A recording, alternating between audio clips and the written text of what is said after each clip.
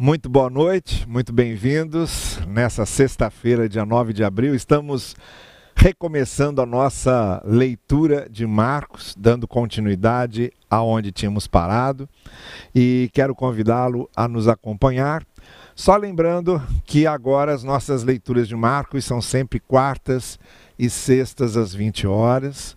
O Sextou na Barão vai ser totalmente reformulado. Vamos recomeçar aqui o Sextou Novo depois do aniversário da igreja, das comemorações de aniversário. E por enquanto nós vamos ocupando esse espaço das quartas e sextas às 20 horas para dar continuidade à leitura de Marcos até o final. E já estamos aí na segunda parte de Marcos, caminhando para o desfecho do Evangelho. Daqui a pouquinho a gente continua a leitura.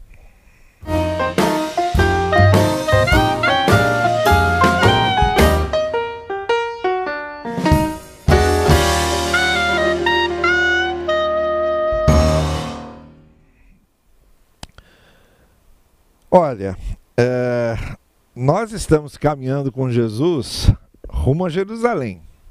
Marcos está acompanhando Jesus na transição da Galiléia para a Judéia, na entrada a Jerusalém, no momento em que ele vai dar início à parte final da sua obra de redenção, que é justamente o momento em que ele vai se entregar. Ele será traído, será julgado, condenado, será morto e vai ressuscitar ao terceiro dia. Então eu gostaria de avançar um pouco mais nessa leitura de Marcos. Convido você a me acompanhar. Estamos lá no capítulo 10, a partir do verso 32.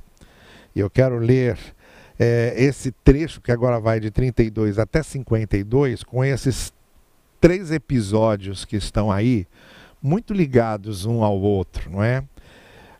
No verso 32 a gente é informado que estavam subindo para Jerusalém. Estão aí a caminho de Jerusalém, momento em que Jesus Cristo se encaminha para o desfecho da sua obra redentora. Jesus ia à frente, conforme diz o verso 32, Jesus e seus discípulos. Os discípulos estavam admirados, enquanto os que o seguiam estavam com medo. Novamente, ele chamou à parte os 12 e lhes disse o que havia de acontecer. É interessante como Jesus foi preparando de maneira muito especial, concentrada mesmo, os discípulos para o que ia acontecer, porque não ia ser fácil. A gente já viu quantas vezes Jesus voltou a isso. Aquele episódio da transfiguração, todo ele foi uma preparação para o que haveria de acontecer em Jerusalém. E agora, mais uma vez, Jesus Cristo volta ao início do seu ensino, né? Ao que realmente importava de tudo aquilo que ele vinha fazer, a essência da sua missão entre nós. E no verso 33 ele diz assim aos discípulos: estamos subindo para Jerusalém, e o Filho do Homem será entregue aos chefes dos sacerdotes e aos mestres da lei. Eles o condenarão à morte e o entregarão aos gentios, que zombarão dele, cuspirão nele, o açoitarão e o matarão. 3 dias depois, ele ressuscitará. Eu queria chamar a atenção de vocês para algumas coisas aqui. Primeiro, que Jesus volta a usar a expressão Filho do Homem. Realmente, a obra redentora que Jesus veio fazer, ele veio fazer como ser humano completo, assumindo completamente o nosso lugar na cruz. O centro, é a essência da sua obra redentora. Então essa expressão Filho do Homem aqui tem total força, porque está descrevendo ali o Filho do Homem assumindo o lugar das pessoas, para morrer no lugar das pessoas, para pagar, não é, a dívida dos pecadores com Deus, para assumir a condenação que antes era nossa e agora está caindo sobre Jesus. Essa é a força dessa expressão que Jesus está usando aqui. A outra expressão importante é essa: será entregue. A ideia de ser entregue, de Jesus ter se entregado para ser entregue, é a ideia de voluntariedade, né? Jesus veio por livre vontade. veio espontaneamente, veio por amor. E tudo que aconteceria com ele seria o cumprimento de tudo que tinha sido dito antes, de todo o plano de salvação preparado antes. A ideia de ser entregue é uma ideia de ser entregue ao que Deus havia planejado para a redenção do homem, de ser entregue à punição do pecado que cairia sobre ele, de ser entregue à complementação, à consumação, à realização integral da obra redentora, de ser entregue por amor de nós, e muito especialmente é a ideia da voluntariedade, da espontaneidade. Jesus veio porque quis, ele veio nos salvar porque quis. Foi a graça de Deus se manifestando a nós. É importantíssimo isso que Jesus está dizendo aqui aos seus discípulos, está qualificando aquilo que ele ia fazer, não é? Eles o condenarão à morte, o entregarão aos gentios. Os gentios aqui são os romanos, porque ninguém podia ser morto sem autorização dos romanos. Os judeus podiam fazer os seus julgamentos no Sinédrio, que era o órgão de controle da vida religiosa dos judeus, mas ninguém podia condenar à morte, porque a condenação da morte era especificamente romana, e daí a crucificação de Cristo. Por isso, então, ele seria entregue aos gentios, ao juízo dos gentios, que vão, então, açoitá-lo, vão matá-lo. Mas aí vem a frase final: 3 dias depois, ele ressuscitará. E aqui a gente tem sempre Jesus Cristo fazendo esse vínculo à sua ressurreição, que é a narrativa pós-pascal. E a compreensão pós-pascal também, não é? É a ressurreição de Cristo que vai fazer os apóstolos ligarem os pontos, se lembrarem de uma série de coisas, compreenderem aquela missão, não no sentido que eles tinham compreendido antes, de um reino político, de um reino físico, de um reino fronteiriço, mas do reino estabelecido dentro das pessoas. Esse era o reino que Jesus estava trazendo. E a ressurreição de Cristo ia mostrar tudo isso. Principalmente ia mostrar que o sacrifício de Cristo tinha sido aceito, que Cristo tinha cumprido sua missão, que a redenção estava realizada. A ressurreição de Jesus simbolizava e mostrava tudo isso. Mas ninguém prestou muita atenção na questão da ressurreição. A ideia da morte do mestre, de que o mestre seria morto, ela era pesada demais, ela era pontiaguda demais para deixar o pessoal prestar atenção em outras questões, não é? Ou mesmo na promessa da ressurreição. Então aqui a informação agora pesava nos ombros dos discípulos. Jesus os preparava, mas também eles não estavam compreendendo muito bem o que era aquela história de ser morto, de ressuscitar. Estavam ainda meio confusos. E aí é que vem o episódio seguinte, a partir do versículo 35. Nisso, Tiago e João, filhos de Zebedeu, aproximaram-se dele e disseram: Mestre, queremos que nos faça o que vamos te pedir. Veja que nesse momento, nessa altura aqui da narrativa, é quando Marcos seleciona esse registro e o coloca aqui onde coloca, porque é exatamente o momento em que Jesus vai fazer a distinção clara do reino que ele estava implantando, daquele reino que esperavam. É aqui que Jesus vai mostrar que o reino que ele vinha implantar não tinha nada a ver com as expectativas de reino que a mentalidade judaica havia estabelecido. Então, vamos acompanhando. O que vocês querem que eu faça? Perguntou Jesus. E eles responderam: permite que na tua glória, isto é, no momento em que esse reino for estabelecido, no momento em que tu assumires o trono, não é? A herança do trono davídico, que era toda a expectativa que eles tinham, nos assentemos um à tua direita e outro à tua esquerda.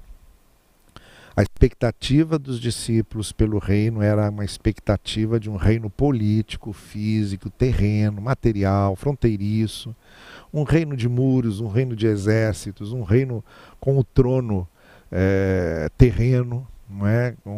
Uma atuação terrena e principalmente um reino que derrubaria o imperialismo romano.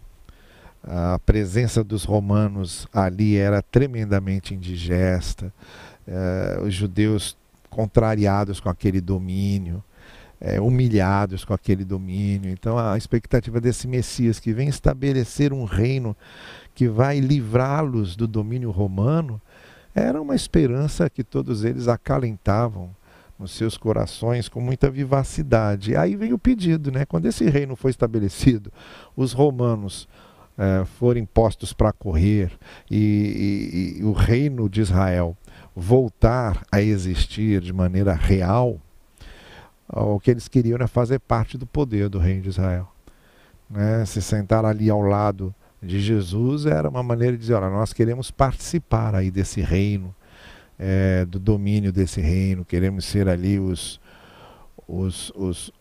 que ladeiam, não é, a tua realeza, os que participam da tua autoridade, os que participam desse reino de forma muito ativa, de forma muito direta. Isso foi o que eles estavam pedindo a Jesus.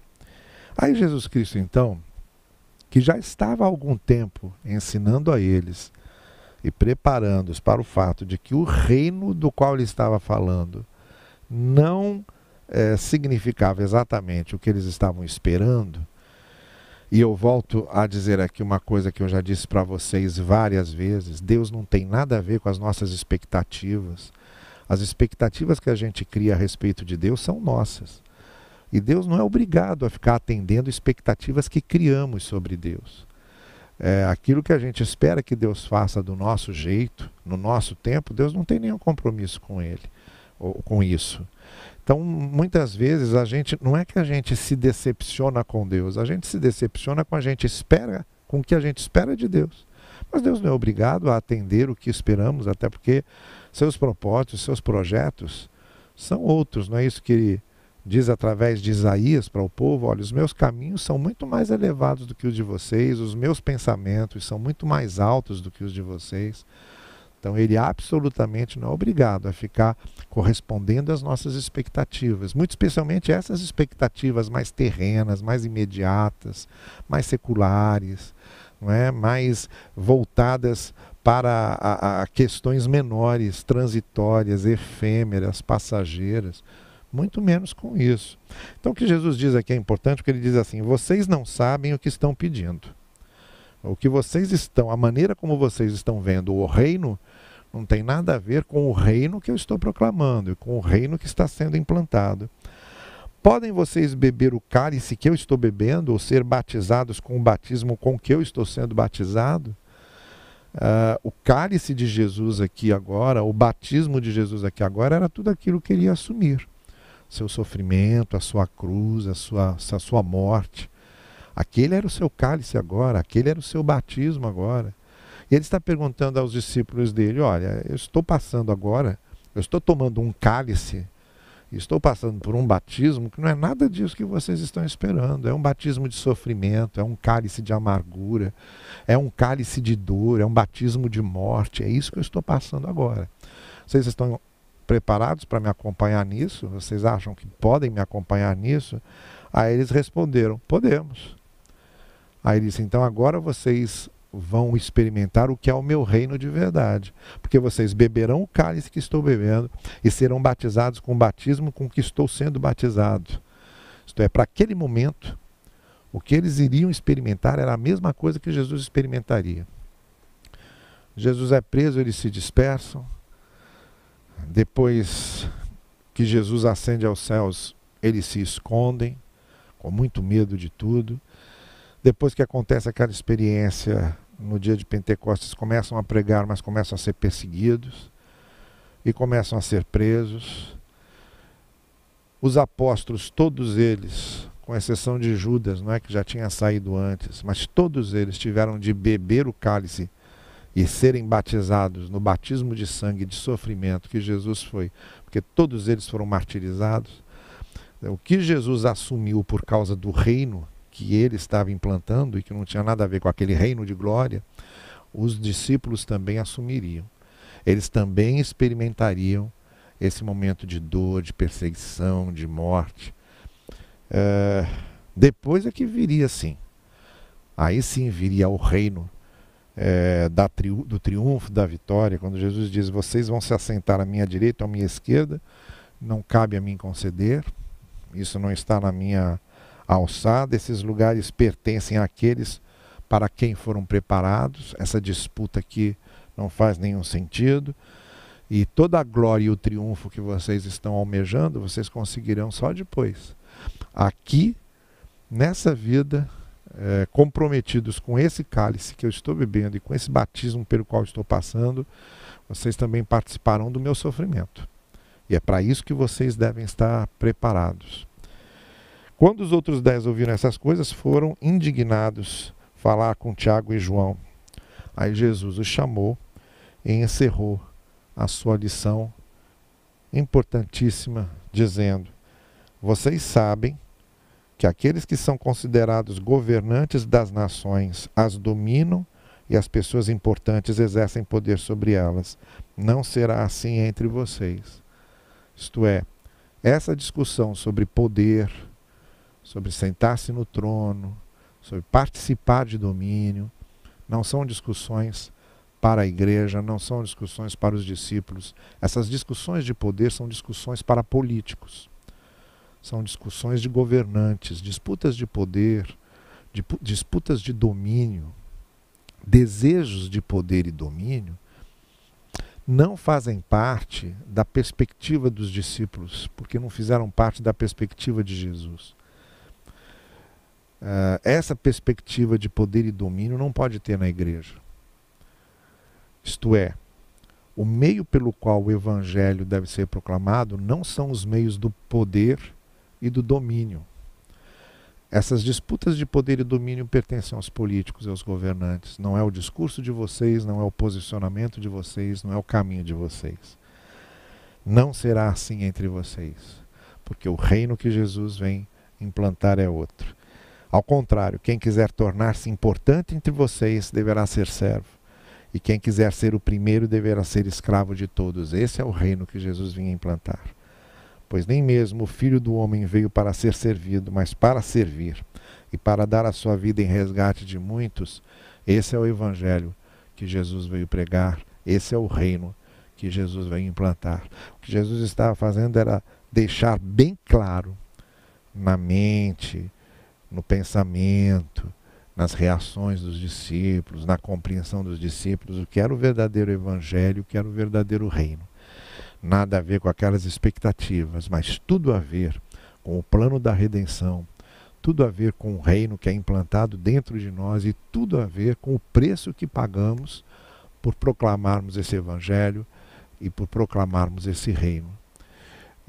Nada a ver com domínio, poder, com disputas de domínio e de poder, mas tudo a ver com serviço, tudo a ver com amor, tudo a ver com graça, tudo a ver com quebrantamento, tudo a ver com humildade. É disso que fala o reino, é sobre isso que trata o reino. É desse reino que Jesus está falando e é esse evangelho que Jesus está proclamando. Agora sim, Jesus chega num ponto com seus discípulos que está preparando para tudo aquilo que vai acontecer em seguida com a entrada de Jesus em Jerusalém, que é o que a gente vai ver na próxima leitura que fizemos de Marcos, acompanhando agora esse último trajeto de Jesus na entrada de Jerusalém e tudo que acontece lá. A gente continua na próxima quarta-feira sobre esse Evangelho de Marcos, é a nossa leitura dele. Daqui a pouquinho a gente volta para a oração final.